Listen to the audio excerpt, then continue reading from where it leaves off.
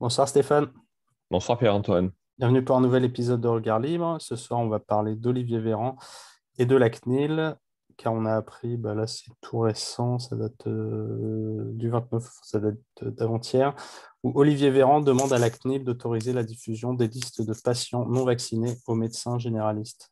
Objectif, leur permettre d'inciter ces patients à se faire vacciner. Donc voilà, il a demandé à la CNIL, je ne sais pas si ça a été accepté depuis. J'avais vu un reportage ce midi où les médecins étaient très contents. Maintenant, on nous disait les médecins demandent à Olivier Véran que ça soit mis à disposition, qu'ils aient la liste. Donc, le message qu'on fait passer à la télé, c'est de dire que les médecins aussi sont demandeurs de ces informations pour justement inciter les gens à se faire vacciner. C'est, je trouve, très grave et scandaleux à bien des égards et la vaccination est presque anecdotique, je trouve. Alors, bien sûr, on est toujours dans la... C'est toujours un des exemples parmi d'autres de la fin justifie les moyens, hein. Parce qu'il faut... là, la fin, c'est le prétexte de la vaccination. Le moyen, c'est avoir accès à des données. Comment dire, la CNIL, que je ne respecte pas particulièrement, mais dans la logique étatique, la CNIL a été inventée en 78, très tôt, c'est-à-dire un point où la France s'est distinguée dans le monde. Je pense que c'est la première instance qui a été créée dans le monde pour, soi-disant, protéger les données personnelles. Hein, Ouais. j'insiste sur le soi-disant, hein. Mais soyons positifs. On fait cette instance-là qui a évolué, qui est aujourd'hui en charge du RGPD. En gros, de soi-disant le souci de la protection des données personnelles des gens et des citoyens. Euh, et le gouvernement se permet de demander, là, je suppose, d'intimer, en fait, hein, à la CNIL une autorisation pour avoir des informations sur la vaccination. Bon, c'est pas, est-ce que ça va être vraiment ça? Je n'ai même pas envie de parler de la vaccination. Tu sais très bien ce que je pense sur la Ouais. vaccination, on pourra en parler, hein. Je pense que la vaccination, c'est une décision qui doit être individuelle. Il n'y a pas besoin comment dire, d'intervenir et de faire l'interventionnisme en vaccination, en tout cas sur la maladie qui nous intéresse. On n'est pas sur notre, c'est pas la peste, quoi. Mais au-delà de ça, à quoi ça sert d'avoir inventé un truc comme la CNIL si la CNIL ne doit pas pouvoir rester réellement indépendante de l'exécutif? Tous ces machins, s'ils ont tant soit peu de raison d'être et d'exister, doivent être complètement indépendants. Le ministre, quel qu'il soit, n'a même pas demandé quoi que ce soit à la CNIL, quoi. Enfin, parce qu'évidemment, c'est pas juste une demande, il est intime, quoi. On sait très bien que la CNIL, elle a un budget de fonctionnement.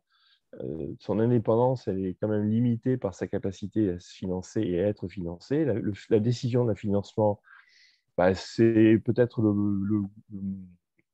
alors, les députés et l'Assemblée nationale, mais comme l'Assemblée nationale est à la botte de l'exécutif, par effet de cascade, si tu veux, voilà, tous ces trucs-là, l'indépendance est perdue.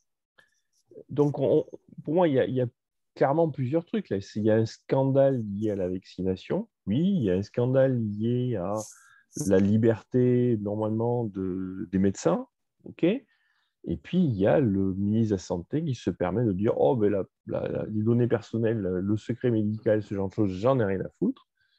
Oui, il existe la CNIL, ok, très bien, je vais lui demander, de toute façon, il fera ce que je lui demande de faire, et puis on arrivera Ouais. à nos fins. Voilà.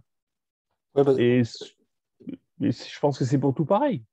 ouais, parce que je pense dans leur logique, dans leur logiciel, ils sont toujours dans cet état d'esprit de se dire ce que fait l'État, c'est forcément bien, c'est pour le bien Hmm, commun, c'est pour voilà, hmm, l'intérêt général. bien Alors que sûr. non, les entreprises, c'est forcément méchant. Donc là, il faut faire la CNIL pour les données collectées par les entreprises, mais quand c'est l'État, bon, on a tous les Ça, droits, quoi.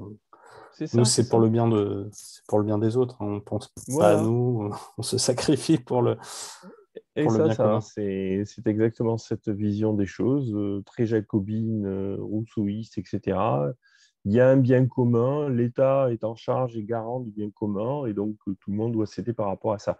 Mais si c'était si simple, toi, je ne vais même pas débattre, c'est si cette vision était vraie, si elle était juste, si c'était si simple, pourquoi à l'époque des Lumières, les, les- pourquoi la déclaration des...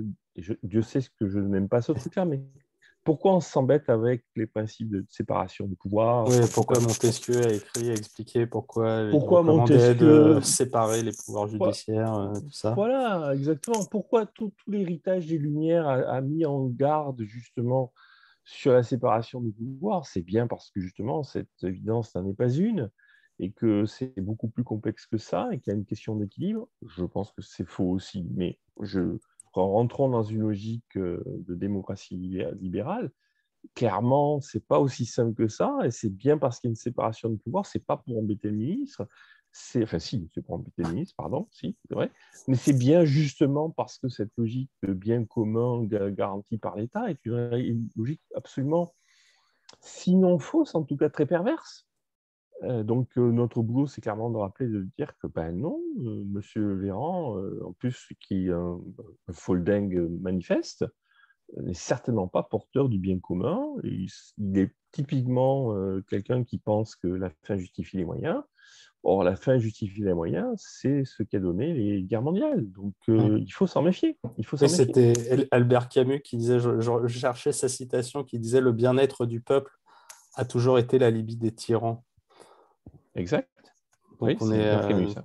ouais, c'est Oui. Albert Camus. Ouais. Donc Je pense je que crois c'est que tu l'homme l'avais été. révolté. Ouais. Oui, oui, tout à fait. On est vraiment Oui, là-dedans, quoi. on y est. Hein. Relire Camus. Relire Camus. C'est assez lumineux quand tu le relis. Et c'est toujours d'actualité, malheureusement. 50 ans après, c'est encore d'actualité. Voilà, donc scandale à tous les niveaux, scandale sur la vaccination, scandale sur le secret médical, la supposée libéralité des médecins, scandale sur l'interventionnisme du ministre de la Santé, scandale sur la non-dépendance de la CNIL, et bien sûr les journalistes qui ne disent rien. Ouais. Ouais, ouais, qui font que répéter, voilà, ce que les faits sans jamais contester les hypothèses de départ, les cadres de la discussion. Le dogme du bien commun, Ouais, ok, très bien. Ah, merci Stéphane. je t'en prie.